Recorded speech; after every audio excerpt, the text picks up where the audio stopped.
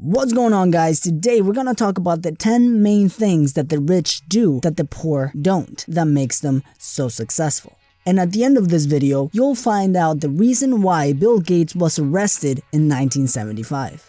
If you like videos about business, success, and psychology, subscribe to this channel because we got a lot more videos coming.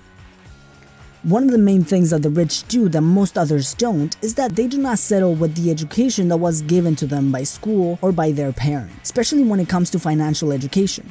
Most parents and school educators teach only what they know, and unless they're rich themselves, they won't be able to teach their kids how to be rich. A successful entrepreneur needs to find the education themselves. Most rich people are self-educated and spend a lot of their time learning, practicing, and improving their craft. I've never met a successful entrepreneur that hasn't done any form of self-education.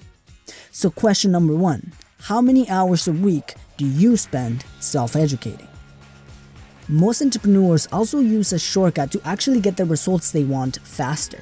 They spend money and time with mentors who can shrink the learning curve and help them get the results at an accelerated pace. For example, if you want to learn how to launch your own personal training business, you can either take the next 5 to 10 years to learn the ins and outs of a business, like client management, marketing, client retention, or the tax side of the business. Or you can find a mentor who has already spent the 10 years learning and have them teach you how to do it in much less time.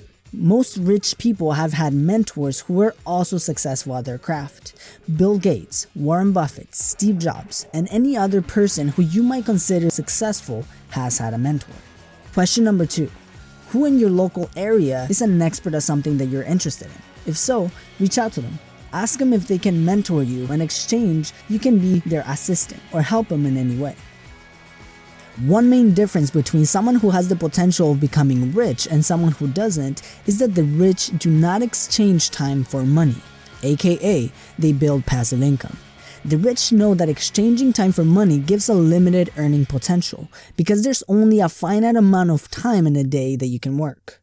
You cannot work 26 hours in a day, but building systems or assets that generate money at all times gives you unlimited earning potential because you are not exchanging time for money. Your time is free to keep creating more assets, thus creating more income, and your time is still yours. Question number 3. What can you do right now to free your time but still get results? Is it to hire someone to do some tasks for you, or creating some assets from your skills that you can profit over and over? The next difference between the rich and the poor is that the rich are very clear about the difference between an asset and a liability. If you've seen my video about the book Rich Dad Poor Dad, you probably know this. If not, definitely check it out. An asset is something that brings money in your pocket if you don't have to work for it much.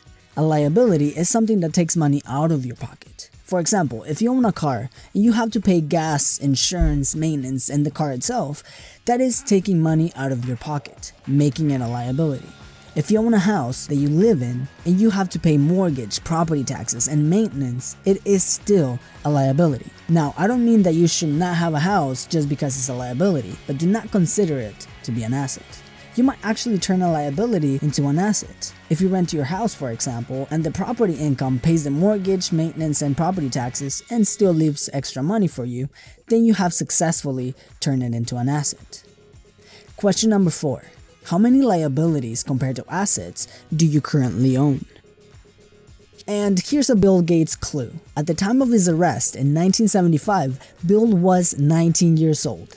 Can you guess what he got arrested for? Write it in the comments below and see if you got it right.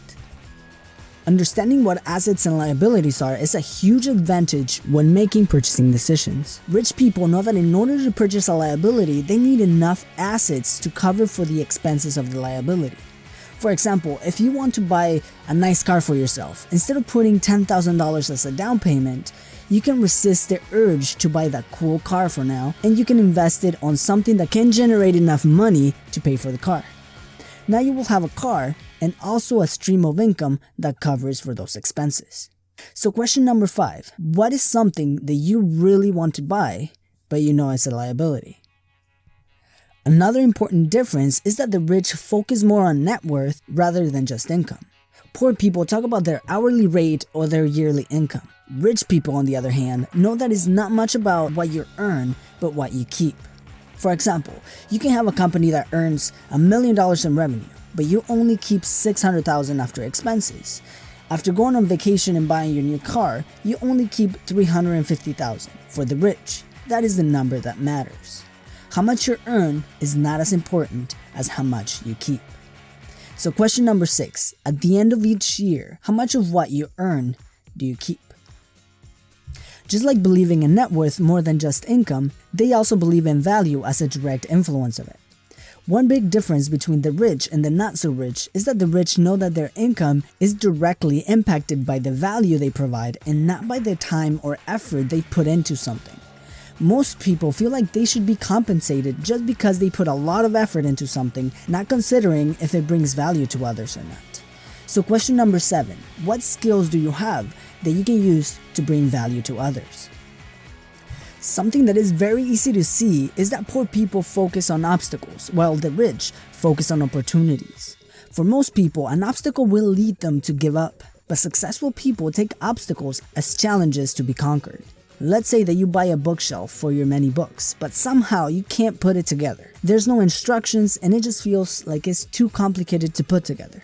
Most would complain and just give up. But what if you figured out the problem? You put together the bookshelf and make an instructional guide that you can then sell back to the company. Then you can profit per each unit sold. The rich also know that solving challenges that other people won't can be very profitable. Question number 8. What are some obstacles in your life that you can turn into opportunities? The rich aren't afraid of promoting themselves. While most of us are great at something, a lot of people are afraid to show it. A person can be a great salesman, for example, but if their family looks down upon selling, they might either downplay the skill they have or never even share it. This is due to social pressures or just simply lower self-esteem. The rich, on the other hand, are not afraid to promote themselves and what they're good at. The poor might downplay what they are good at, but the rich will market it. And remember, society will generally accept the price tag you put on yourself. So question number 9, what are some skills that you have that you're not using at their full potential? One of the least talked about traits that successful people have compared to the rest is that they surround themselves with other people with a similar purpose.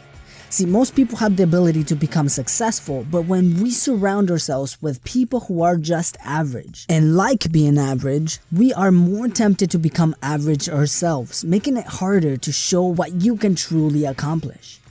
By surrounding yourself with passionate people who always push themselves to become better men and work tirelessly to achieve their goals, you will be tempted to do the same. Now, I'll tell you the Bill Gates fact in a second, but instead of a question this time, let's do a quick 3-step exercise. Step 1. On your phone, check the last 10 people you exchanged messages with and write them down. Step 2. Circle the people who are actually helping you achieve your goals. Step 3. Cross off the people who are making it harder for you to accomplish your goals. Surrounding yourself with people that push you to create your dreams will make it much easier for you to reach your full potential. So if you need some of that energy and encouragement, make sure to subscribe to the channel, hit the bell button, and join the Better Men Society. Oh yeah, the reason why Bill Gates was arrested in 1975 is he was caught speeding while driving without a license. Apparently, it wasn't the only time Bill had troubles with the law. He was frequently caught speeding in his Porsche 911. And as always guys, thank you for watching, and I'll see you in the next video.